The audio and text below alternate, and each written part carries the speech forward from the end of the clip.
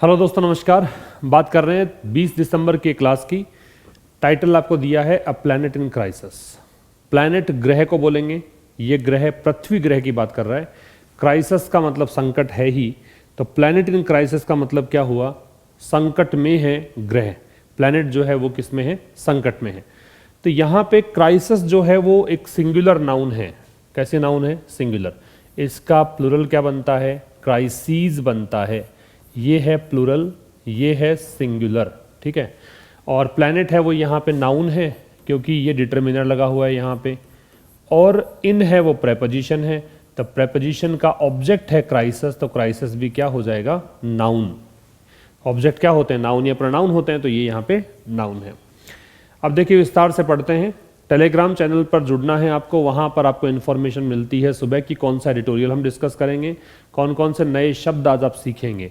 Telegram channel का link आपको description में दिया है, साथ ही इंस्टाग्राम पर भी आप जुड़ सकते हैं, वो लिंक भी आपको वहीं डिस्क्रिप्शन में मिलेगा। क्या कहना चाह रहा है? A month after the 27th conference. देखिए एक 27वीं कॉन्फ्रेंस हुई, ठीक है। इसको मैं शॉर्ट में सीधा सीधा कह दूं कि COP27 ये वाली बात कर रहा है। तो 27वीं जो कॉन्फ्रेंस हुई थी, कॉन्फ्रेंस का मतलब मीटिंग होता है, सम्मेलन होता है। और किसकी मीटिंग हुई थी? पार्टीज की। पार्टीज कौन सी? जो कि UN फ्रेमवर्क कन्वेंशन में आती है, क्लाइमेट चेंज को लेकर, जलवायु परिवर्तन को लेकर जो UN ने एक कन्वेंशन बना रखी है, एक प्रकार से कहें कि ग्रुप बना रखा है। उसमें जो जो पार्टीज शामिल हैं उन पार्टीज की कॉन्फ्रेंस हुई थी, 27वीं कॉन्फ्रेंस। और ये कहाँ हुई थी? इजिप्ट में हुई थी। इजिप्ट का मतलब मिस्र में हुई थी। इसके एक महीने के बाद, उसके एक मंथ के बाद डिप्लोमेटिक रेटिन्यू। रेटिन्यू का मतलब होता है ग्रुप, ठीक है। ये फॉलोवर्स का ग्रुप होता है, जो एक प्रकार के जो फॉलोवर्स हैं, जो कि किस लिए जाते हैं साथ में, ताकि आपकी हेल्प हो सके। इसको बोलते हैं एस्कोर्ट कर सकें आपको, उसको रेटिन्यू बोलते हैं। डिप्लोमेटिक का मतलब राजनयिक होता है। तो जो डिप्लोमेटिक रेटिन्यू है, डिप्लोमेट्स का जो ग्रुप है, went into a contentious huddle. Huddle का मतलब गैदर है, गैदरिंग है, इकट्ठा होना है, भीड़ कह सकते हो, गैदरिंग कह सकते हो, जमा होने की स्थिति कह सकते हो। तो गैदरिंग या क्राउड तो हो जाएगा इसका सिनोनिम। और कंटेंशियस है, ये हो जाएगा डिस्प्यूटेबल। क्या हो जाएगा? डिस्प्यूटेबल, मतलब विवादास्पद। तो डिप्लोमेटिक रेटेन्यू जो है उसका एक विवादास्पद मतलब फिर से जो इकट्ठे हुए हैं ये लोग, वो मतलब एक विवाद का विषय ही बना है फिर से। और किस लिए ये इकट्ठे हुए थे? प्लैनेट को बचाने के लिए, पृथ्वी ग्रह को बचाने के लिए। ये डिस्प्यूटेबल इसलिए कह रखा है क्योंकि यहाँ पे सभी के विचार जो हैं वो सेम नहीं है। जो जो लोग वहाँ पे हैं वो विरोधाभासी विचार लेकर आए हैं। और ये हुआ कहाँ पे है? मॉन्ट्रियल कनाडा में इस बार। And as the convention biological diversity, और कह रहा है कि एक कन्वेंशन यहाँ पे है बायोलॉजिकल डाइवर्सिटी, जैव विविधता को लेकर, CBD इसको कहा गया है। एक महीने के बाद ये कन्वेंशन हुआ है। एक बार फिर समझ लीजिए, एक महीने के बाद जो ये COP27 हुआ था इजिप्ट में, इसके एक महीने के बाद डिप्लोमेटिक रेटेन्यू जो है, जो भी राजनयिकों का ग्रुप है, वो एक डिस्प्यूट में फिर से आ गया है, या फिर कहें कि वो जमा हुए हैं। कंटेंशियस हडल ये कहा जाएगा, जो गैदरिंग इनकी है वो कंटेंशियस है। फिर से प्लैनेट को बचाने के लिए in Montreal Canada this time and as the convention biological diversity. अब की बार ये जो कॉन्फ्रेंस हो रही है एक महीने के बाद, ये हो रही है CBD के नाम से। और कहाँ पर हो रही है? मॉन्ट्रियल कनाडा में ये बैठक हुई है, ठीक है। अच्छा जी, एक यहाँ पे काम की बात है रेटिन्यू। रेटिन्यू का मतलब ग्रुप है, नाउन है। एक काम की बात है कंटेंशियस, जिन शब्दों के एंड में OUS लगता है वो सब एडजेक्टिव्स होते हैं, पता है आपको। और हडल है वो नाउन है, क्योंकि एडजेक्टिव मॉडिफाई करता है नाउन या प्रोनाउन को, तो ये नाउन है। इसके अलावा यहाँ पे काम की चीज़ क्या है? इसके अलावा आप यहाँ पे और कुछ तो खैर काम का है नहीं। किस मुद्दे को लेकर हुआ उसलिए ऑन लग रहा है, तो सब्जेक्ट क्या था उसका इसलिए, और इजिप्ट स्थान का नाम है इसलिए इन लग रहा है। नेक्स्ट देखिए, while both these conferences. While जो है वो एक कंजंक्शन है और दो ऐसे वाक्यों को जोड़ने का काम करता है जो विरोधाभासी हों, कॉन्ट्राडिक्टरी स्टेटमेंट्स हों, उनको जोड़ता है। तो यद्यपि दोनों ही ये जो सम्मेलन है, कौन कौन से, एक तो ये COP27, एक CBD, ये दोनों ही सम्मेलन जो है कैन ट्रेस देयर ओरिजिन्स, ये अपने ओरिजिन को ट्रेस कर सकते हैं। ट्रेस का मतलब पता लगाना है, ओरिजिन मतलब कब ये स्टार्ट हुए। तो दोनों ही स्टार्ट तब हुए थे जब ये रियो समिट हुई थी 1992 में, ठीक है। 1992 में एक सम्मेलन हुआ था, तभी से इनका स्टार्ट हुआ।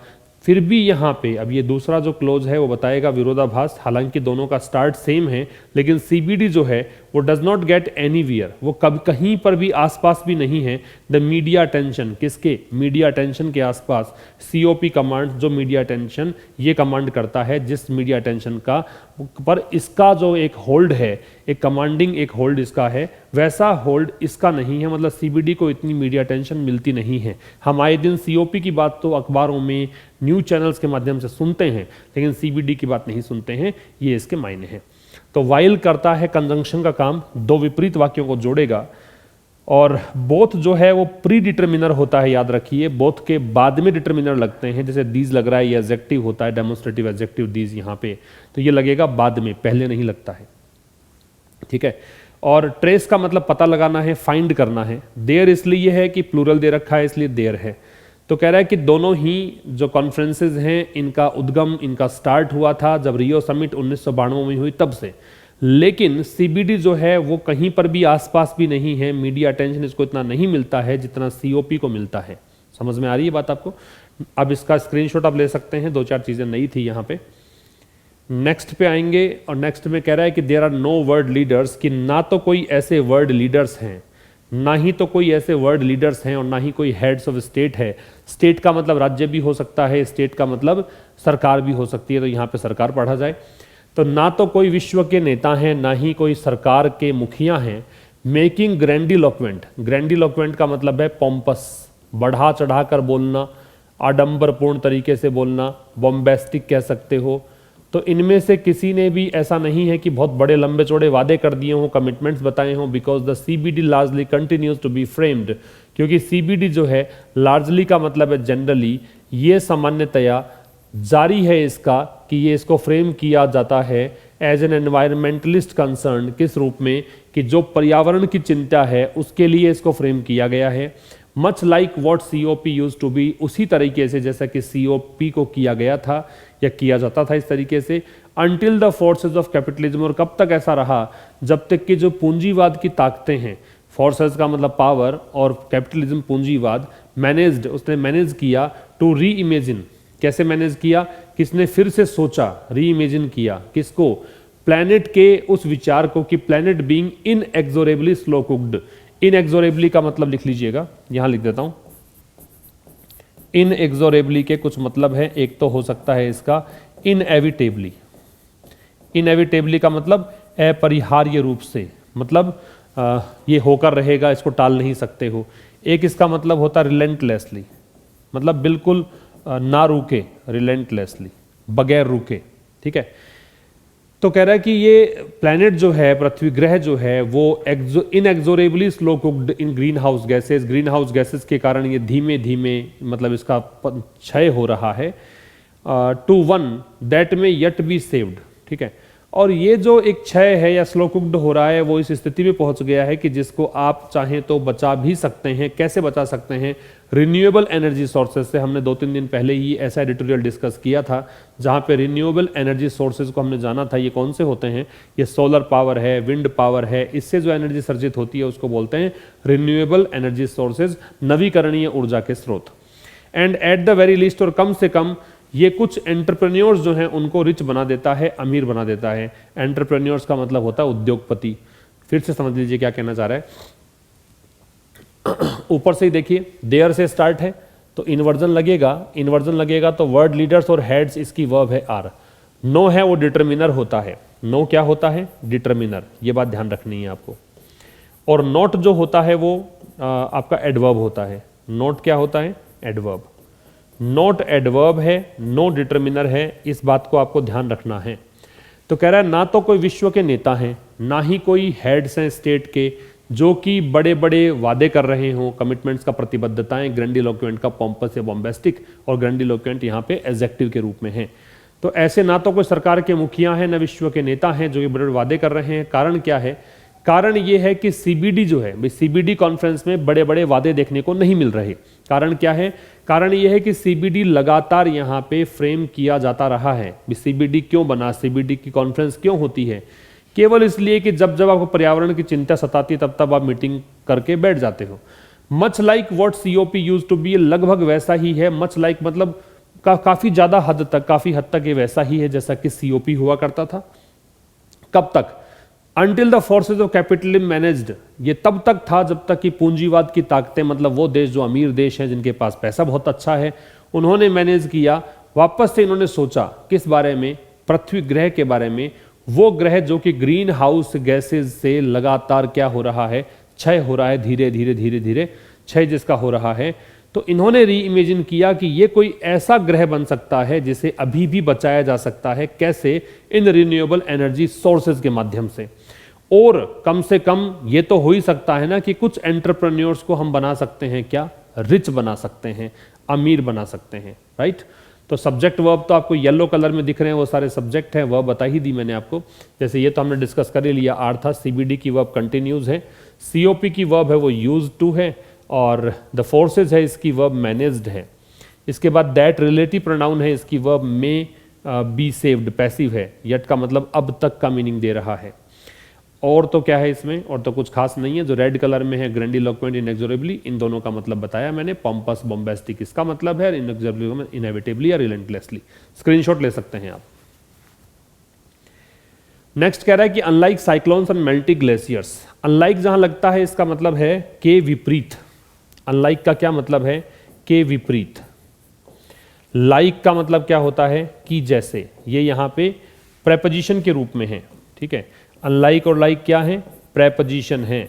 और इनका मतलब क्या है? इसका मतलब है के विपरीत, मतलब बिल्कुल कॉन्ट्रेरी कोई चीज के। और इसका मतलब क्या है? के जैसे, ठीक है।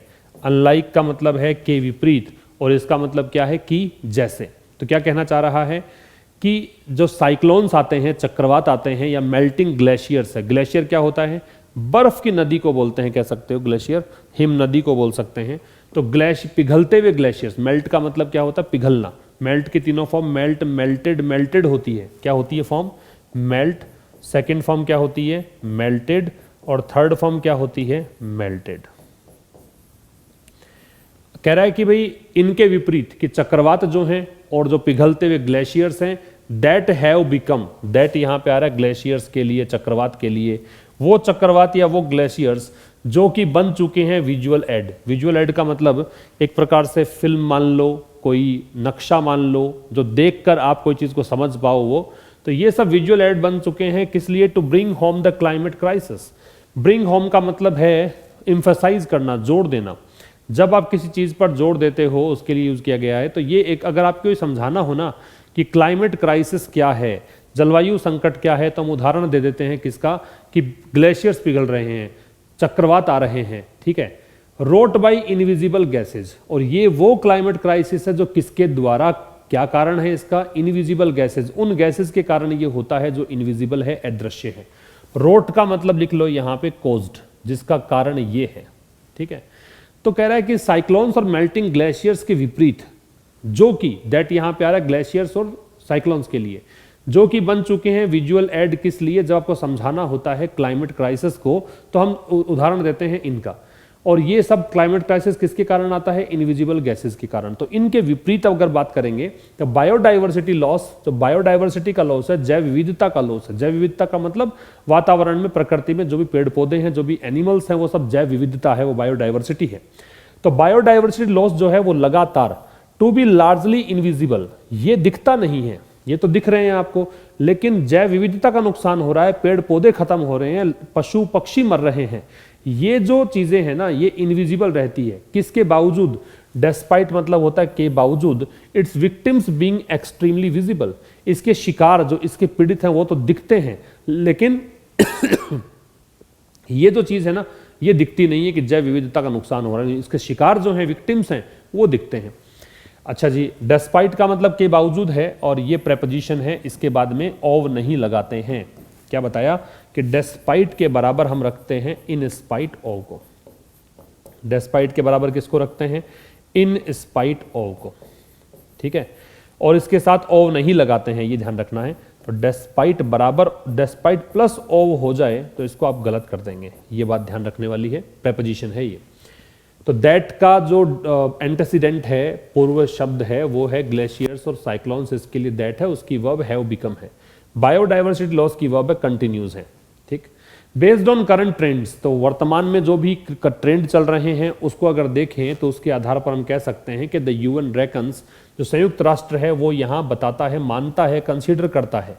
रेकन का मतलब कंसीडर होता है, थिंक होता है, या कहें कि एक ओपिनियन बताना हो सकता है, तो इसको ओपाइन भी कह सकता हूं मैं। ओपाइन का मतलब होता है गिव ओपिनियन। तो यूएन का ओपिनियन ये है कि an estimated 34,000 plant and 5,200 animal species, species का मतलब होता है प्रजाति, और स्पीसीज वर्ब के बारे में कुछ खास ये है कि स्पीसीज सिंगुलर प्लूरल दोनों में सेम रहती है। स्पीसीज को चाहे एक वचन रूप में यूज करो या बहुवचन रूप में यूज करो, ये सेम रहेगी। तो कह रहा है कि आज वर्तमान ट्रेंड्स देखें, बेस्ड के साथ ऑन लगेगा, तो उसके अकॉर्डिंग देखें तो यूएन का मानना है कि लगभग, एस्टिमेटेड का मतलब है अबाउट या अप्रोक्सीमेटली, लगभग 34,000 पौधे और 5200 एनिमल स्पीसीज हैं, जिसमें कि इंक्लूडिंग को मैंने हाईलाइट इसलिए किया है क्योंकि ये प्रेपोजिशन है। तो इंक्लूडिंग और एक्सक्लूडिंग दोनों ही क्या होते हैं? प्रेपोजिशन। तो ये कह रहा है इसमें ये भी शामिल है 1 in 8 of the world's bird species, जो विश्व की 8 जो प्रजातियां हैं पक्षियों की, उनमें से एक शामिल है इसमें। तो ये सब जो है वो क्या कर रहे हैं? वो सामना कर रहे हैं एक्सटिंक्शन का, मतलब विलुप्त हो रहे हैं। एक्सटिंक्शन का मतलब क्या होता है? विलुप्त होना। तो यूएन की वर्ब क्या है? यूएन की वर्ब तो है रेकन्स, और ये भी सब्जेक्ट अभी मैंने इसको हाईलाइट नहीं किया। लगभग 34,000 प्लांट और 5200 एनिमल स्पीसीज, ये सब्जेक्ट है। इसकी वर्ब यहाँ पे फेस दे रखी है, ठीक है, ये इसकी वर्ब है। इसका स्क्रीनशॉट ले सकते हैं। फिर कह रहा है about 30% of the breeds, breed का मतलब प्रजाति होती है, जैसे स्पीसीज था वैसे ब्रीड है। तो कह रहा है कि लगभग 30% जो ब्रीड है किसकी? मैन फार्म एनिमल्स स्पीसीज की। जो मुख्य जो फार्म एनिमल्स होते हैं, जैसे कि गाय मान लीजिए, भेड़ मान लीजिए, बकरी मान लीजिए, ये फार्म एनिमल्स हैं। तो मुख्य जो फार्म एनिमल्स की स्पीसीज हैं उसमें से 30% ब्रीड, वो ब्रीड्स जो हैं वो are currently at high risk of extinction, वो वर्तमान में बहुत ज्यादा, मतलब उनको खतरा है किसका? एक्सटिंक्शन का, विलुप्ति का। तो अबाउट 30% की वर्ब है आर। ये 30% की वर्ब आर इसलिए है क्योंकि यहाँ पे प्लूरल काउंटेबल नाउन है। अगर यहाँ सिंगुलर काउंटेबल नाउन होती या अनकाउंटेबल नाउन होती तो हम ऐसा नहीं करते, फिर यहाँ पे सिंगुलर वर्ब का प्रयोग किया जाता, ठीक है। आगे देखिए, फॉरेस्ट आर होम, जो जंगल है वो घर है, फॉरेस्ट की वर्ब आर है, वो घर है किसका? तो much of the non terrestrial biodiversity. Terrestrial क्या होता है? टेरेस्ट्रियल का मतलब होता है जो इहलौकिक है, पृथ्वी लोक का है, ये मान लीजिए, वर्ल्डली मान लो, अर्थली मान लो। तो इसको मैं सिनोनिम डाल देता हूं एक यहाँ पे, अर्थली, मतलब पृथ्वी ग्रह से संबंधित, पृथ्वी ग्रह का। तो कह रहा है कि जंगल घर है किसका? मतलब नॉन टेरेस्ट्रियल बायोडाइवर्सिटी। तो जितनी भी आप जानते हो कि पृथ्वी ग्रह पर जितने भी मतलब जीव जंतु हैं, पक्षी हैं, उनमें से लगभग का घर है जंगल। But about 45% of the earth original forest, लेकिन कह रहा है कि लगभग 45% जो पृथ्वी ग्रह के जो ओरिजिनल फॉरेस्ट हैं आर गोन, वो खत्म हो गए हैं, गॉन हो गए हैं। Cleared mostly during the past century, और इनमें से लगभग साफ कब हुए? पिछले शताब्दी में ऐसा देखने को मिला है, लगभग ये क्लियर हो गए पिछले शताब्दी में, पिछली सेंचुरी में। तो अबाउट 45% की वर्ब जो है वो है आर, ठीक। आगे इसमें कुछ है नहीं, टेरेस्ट्रियल का मतलब नोट करना है, और जिन वर्ड्स के एंड में एल होता है उनको आप जनरली एडजेक्टिव कहते हैं, तो ये एडजेक्टिव हो जाएगा। आगे है Yet because much of this extinction is not finally accounted for, account for का मतलब है be responsible, मतलब इसका जिम्मेदार होना, किसी चीज का जिम्मेदार होना, be responsible उसे कहेंगे account for।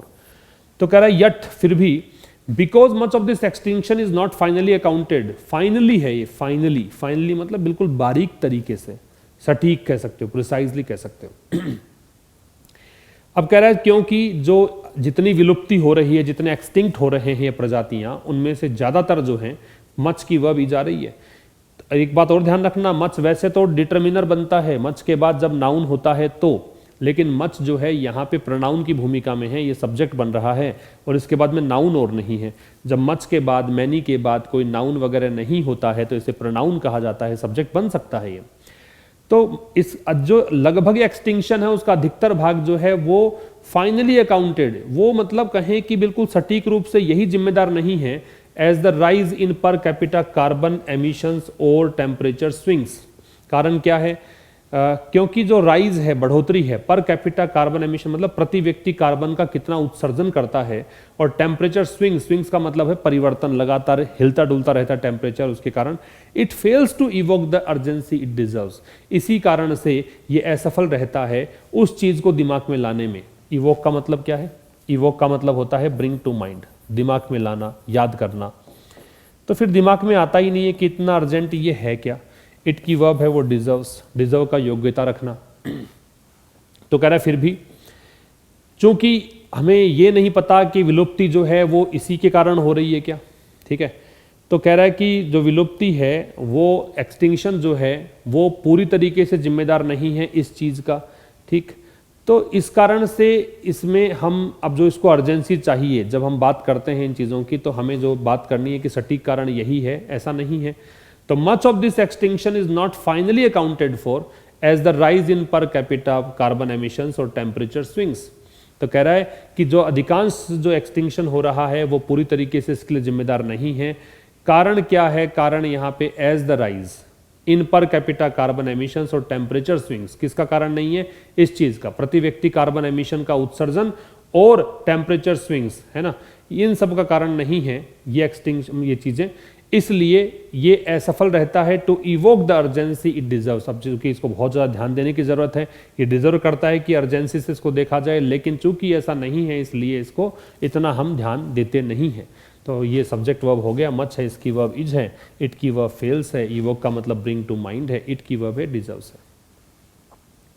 नेक्स्ट देखिए, इन दिस लाइट मतलब इस संदर्भ में, अगर इस चीज को ध्यान में रखकर बात करें, इंडियाज स्टांस, स्टांस का मतलब होता है आउटलुक कह सकते हो, स्टांस का मतलब नजरिया कह सकते हो, मनोवृत्ति कह सकते हो। तो स्टांस का मतलब आउटलुक, एटीट्यूड।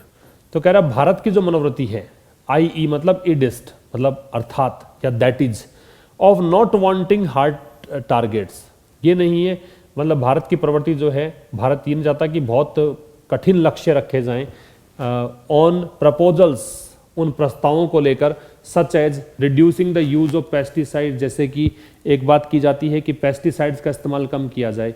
पेस्टिसाइड्स कीटनाशकों को बोलते हैं, रिड्यूस का मतलब कम होना होता है। गिवन दैट, इसको देखते हुए कि देयर इफेक्ट्स ऑन, कि जो उनका प्रभाव है किस पर, इम्पैक्टिंग बायोडाइवर्सिटी, बायोडाइवर्सिटी को प्रभावित करने को लेकर, आर डॉक्यूमेंटेड, वो रिकॉर्डेड हैं, दर्ज हैं, डॉक्यूमेंटेड रिकॉर्डेड हैं।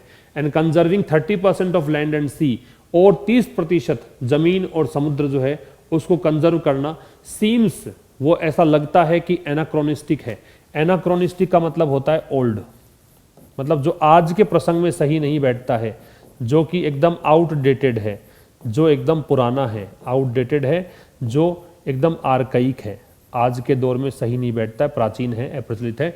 पर्टिकुलरली, विशेष करके, व्हेन इट सीज इटसेल्फ, अपने आप को ये देखता है एज ए चैंपियन, चैंपियन का मतलब है प्रोपोनेंट, समर्थक, प्रोपोनेंट कह सकते हो, एडवोकेट कह सकते हो, समर्थक को कहते हैं, ठीक है।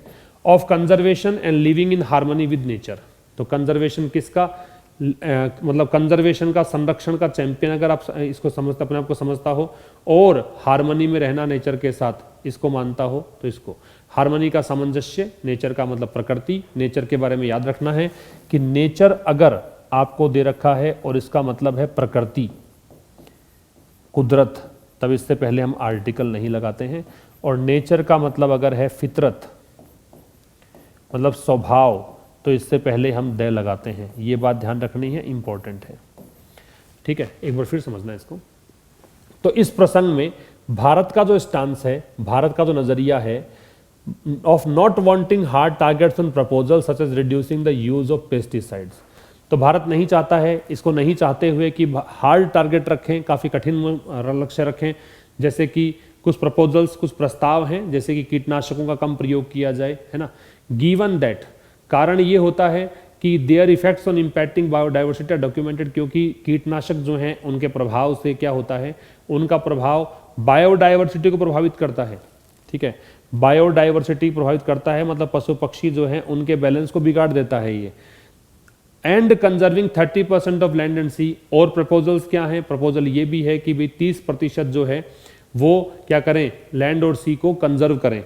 तो ये जो भारत का स्टांस है, ये लगता है कि आज के दौर में प्राचीन है, अप्रचलित है, विशेष करके तब जब भारत अपने आप को देखता है, इट आ रहा है इंडिया के लिए, सीज देखता है, इट्स अपने आप को रिफ्लेक्सिव प्रोनाउन है, किस रूप में, कंजर्वेशन के चैंपियन के रूप में, कि हम संरक्षण के पक्षधर हैं, ठीक है, and living in harmony with nature, और हम चाहते हैं कि प्रकृति से सामंजस्य बनाकर रखा जाए। रिपीट कर देता हूं फिर से, ये इंडियाज स्टांस है ना, इसकी वर्ब यहां पे आती है सीम्स, ये वर्ब है इसकी, और यहां पे इट है, इसकी वर्ब है सीज। इफेक्ट्स की वर्ब जो है वो क्या है, आर। डॉक्यूमेंटेड का मतलब है रिकॉर्डेड, दर्ज। तो इस प्रसंग में अगर देखें तो भारत का जो मनोवृत्ति है, भारत का जो रुझान है कि भारत नहीं चाहता है कि टारगेट्स पर, हार्ड टारगेट्स ऑन प्रपोजल्स, मतलब भारत ये नहीं चाहता कि टारगेट को बड़ा सख्त रखा जाए। जैसे कि यूँ कहें कि पेस्टिसाइड के प्रपोजल दे रखे हैं कि भी आप पेस्टिसाइड्स के इस्तेमाल को कम करो। क्यों? क्योंकि ये देखो ये प्रिपरेशन होता है हालांकि, और दैट लग गया इसलिए एक कंजंक्शन हो गया, एक नया सब्जेक्ट आ गया, नया क्लोज आ गया। ये क्यों कहा जाता है, ऐसे प्रपोजल क्यों दिए जाते हैं, कीटनाशकों के यूज को कम कर दो, क्योंकि उनका प्रभाव पड़ता है बायोडाइवर्सिटी पर, और ये प्रभाव है ना सब रिकॉर्डेड हैं, आप देखोगे बुक्स वगैरह में तो आपको डेटा मिल जाएंगे इसके। और 30% लैंड और सी को कंजर्व करना है ना। तो ये भारत का स्टांस जो है, भारत इन चीज़ों को पूरा नहीं कर रहा है, भारत इनको हार्ड तरीके से, मतलब ये टारगेट्स को सेट नहीं करना चाहता है, भारत ये सब लक्ष्य पूरा नहीं करना चाहता है। तो भारत का स्टांस अब लगता है कि ये एक बिल्कुल आउटडेटेड एक स्टांस है, आज अप्रचलित है आज के दौर में। जब उस समय लगभग, विशेष करके उस समय जब भारत अपने आप को कंजर्वेशन के चैंपियन के रूप में देखता है और चाहता है कि नेचर के साथ हार्मनी में रहा जाए। ठीक है, इसका स्क्रीनशॉट ले सकते हैं आप। नेक्स्ट कह रहा है वाइल इंडिया अडॉप्टिंग ए नेगोशिएटिंग टेक। टेक का मतलब एक तरीका होता है, वे, तरीका, कोई भी काम करने का तरीके को बोलते हैं टेक। तो कह रहा है भारत अपना रहा है एक विचार विमर्श का तरीका फ्रॉम क्लाइमेट कॉन्फ्रेंसेज। कैसे? क्लाइमेट कॉन्फ्रेंसेज के जरिए नेगोशिएट करने का तरीका अपना रहा है। हैज आर्ग्यूड, भारत ने तर्क दिया है, that different Nations have differing levels of responsibility, कि अलग अलग देशों के अलग अलग लेवल की जिम्मेदारियां हैं, किसको लेकर? डाइवर्सिटी को लेकर, बायोडाइवर्सिटी कंजर्वेशन को लेकर, विच रिक्वायर्स रिचर नेशंस। अब इसमें जरूरत क्या पड़ेगी कि जो ज़्यादा अमीर राष्ट्र हैं वो ज़्यादा थोड़ा एक काइंड बने, थोड़ी सी दया दिखाएं, उदार बने, काइंड को बोलते हैं, उदार को बोलते हैं। Funders of global conservation efforts, कि जो वैश्विक प्रयास हो रहे हैं संरक्षण के, उसमें पैसे ज़्यादा चाहिए होंगे, तो ज़्यादा पैसा कौन दे? तो ज़्यादा अमीर राष्ट्र हैं। इट इज़ वेल नोन, फिर भी ये बात साफ दिखती है, स्पष्ट है, दैट सच डिमांड्स, की ऐसी डिमांड्स जो हैं वो रुकावट है, वो बाधा है। अब भारत ने तो कह दिया कि भाई आप रिचर जो कंट्रीज हैं उनकी जिम्मेदारी अलग, उनसे ज़्यादा पैसा लो, गरीब हैं उनसे कम लो, है ना। लेकिन ये डिमांड्स जो हैं वो तो डेड एंड है, मतलब एक प्रकार से स्टाइमी है। डेड एंड का मतलब है रुकावट या बाधा, ऑब्स्ट्रैक्शन कह सकते हो, स्टाइमी कह सकते हो, ऑब्स्ट्रैक्शन या फिर स्टाइमी। तो ये एक प्रकार से बाधा है। Unless countries agree to definite targets, यदि जो देश हैं वो इन निश्चित लक्ष्यों के लेकर एग्री नहीं हो, अग्री के साथ टू लगता है जब कोई प्रपोजल की बात आप करते हो। अगर किसी व्यक्ति से सहमति की बात आती है तो विद लगता है। तो अगर देश जो हैं वो डेफिनेट टारगेट्स को लेकर अग्री नहीं होते हैं, कुछ निश्चित लक्ष्यों को लेकर अग्री नहीं होते हैं, तो फिर तो ये एक रुकावट या बाधा सी प्रतीत होती है। तो हालांकि इंडिया जो कि अपना रहा है एक रास्ता विचार विमर्श का कॉन्फ्रेंसेस के माध्यम से, उस भारत ने, उस देश ने आर्ग्यू किया है कि अलग अलग नेशंस का अलग अलग स्तर है रेस्पॉन्सिबिलिटी का, किसको लेकर? बायोडाइवर्सिटी कंजर्वेशन को लेकर। इसका मतलब ये है, विच की वर्ब रिक्वायर्स है, इसका मतलब ये है कि जो अधिक धनवान राष्ट्र हैं उनको आवश्यकता है कि वो ज़्यादा जेनरस, ज़्यादा दया दिखाएं, ज़्यादा उदारता दिखाएं फंड देने में ग्लोबल कंजर्वेशन एफर्ट्स के लिए। ठीक है, वहीं दूसरी ओर देखें कि ये बिल्कुल स्पष्ट रूप से पता है कि ऐसी जो डिमांड्स हैं वो बिल्कुल रुकावट के रूप में है, बाधा के रूप में है, इसका कोई अंत नहीं है। कब? जब कंट्रीज जो हैं वो टारगेट्स को लेकर अग्री नहीं होती हैं। सब्जेक्ट वर्ब की बात करें तो इंडिया की वर्ब हैज़ आर्ग्यूड है, डिफरेंट नेशंस की बात करें तो हैव वर्ब है, और इसके बाद विच है वो आ रहा है पूरे इस चीज़ के लिए, तो इसकी वर्ब है रिक्वायर्स, इट की वर्ब है वो इज है, कंट्रीज की वर्ब है वो अग्री है, सच डिमांड्स की वर्ब आर है। सच के बारे में ध्यान रखेंगे, सच के बाद प्लूरल नाउन का प्रयोग करते हैं। अगर सिंगुलर नाउन आ जाती है, सिंगुलर काउंटेबल की बात कर रहा हूं, अगर सिंगुलर काउंटेबल नाउन आ जाती हैं तो फिर आप उससे पहले ए या एन लगाएंगे। सिंगुलर काउंटेबल अगर आ जाए और सच आ जाए तो ए या एन का प्रयोग किया जाएगा। ठीक है, इसका स्क्रीनशॉट ले सकते हैं आप। नेक्स्ट देखिए, कह रहा है कि what can not be measured, जो चीज मापी नहीं जा सकती, मेजर नहीं की जा सकती। द अडेज, अडेज का मतलब होता है सेइंग, प्रोवर्ब, कहावत। सेइंग कह सकते हो या प्रोवर्ब कह सकते हो, कहावत को कहा जाता है। तो ऐसी चीज जिसको मेजर नहीं किया जा सकता, कि कहावत है, कैन नॉट बी अंडरस्टूड, उसको समझा नहीं जा सकता या उसको ठीक नहीं किया जा सकता। एड्रेस्ड मतलब ठीक करना। तो जिस चीज को माप नहीं सकते, तो कहावत है कि जिस चीज को माप नहीं सकते उसको ना तो समझ सकते हो और ना ही ठीक कर सकते हो। Elizabeth Maruma Mrema, executive secretary of the CBD, CBD के जो एग्जीक्यूटिव सेक्रेटरी हैं ये, हैज डिस्क्राइब्ड, इन्होंने वर्णन किया है, द नेगोशिएशंस, इन विचार विमर्शों को, कहा है कि ये कुछ ऐसा है दैट शुड रिजल्ट इन, जिसका परिणाम ये निकलेगा Paris movement for nature.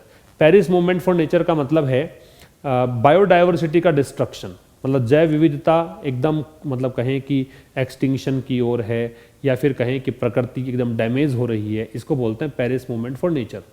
Result के साथ में इन लगता है।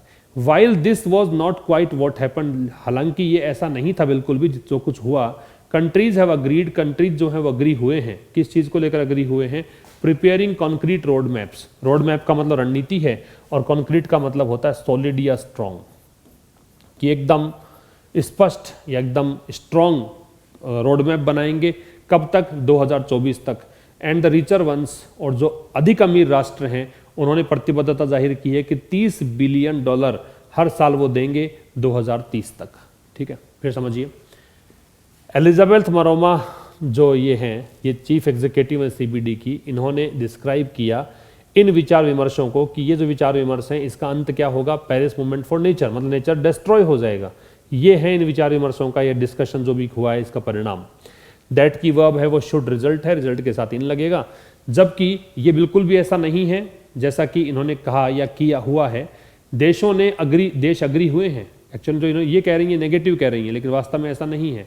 देश यहाँ पे अग्री हो चुके हैं किस चीज़ को लेकर, कॉन्क्रीट रोड मैप्स बनाए हैं इन्होंने, बड़े ही सॉलिड तरीके से स्ट्रॉन्ग रणनीतियाँ बनाई हैं 2024 तक बनाने के लिए कह रहे हैं। और जो अधिक अमीर राष्ट्र हैं वो कह रहे हैं कि पर एनम हम $30 बिलियन शुरू कर देंगे, लेकिन कब से करेंगे, 2030 तक ये टारगेट हम पूरा करेंगे। बट सीइंग टेंजिबल, टेंजिबल का मतलब होता है रियल, एकदम वास्तविक। लेकिन जो टेंजिबल आउटकम्स हैं, मतलब रियल जो आउटकम्स हैं, is a long time away, वो काफ़ी दूर हैं। मतलब अभी जो रियल टारगेट्स की आप बात करते हो वो तो अभी बहुत दूर हैं, उनको पूरा करना अभी फिलहाल पॉसिबल नहीं है। ठीक है, तो सीइंग यहाँ पे जेरेंड है। जब आईएनजी फॉर्म में कोई भी क्रिया सब्जेक्ट बनती है तो उसे आप जेरेंड का नाम देते हैं ग्रामर के टर्म्स में। ये था आज के इस सेशन में। अब हम मिलेंगे कल ठीक शाम 5 बजे। तब तक के लिए नमस्कार, थैंक यू वेरी मच।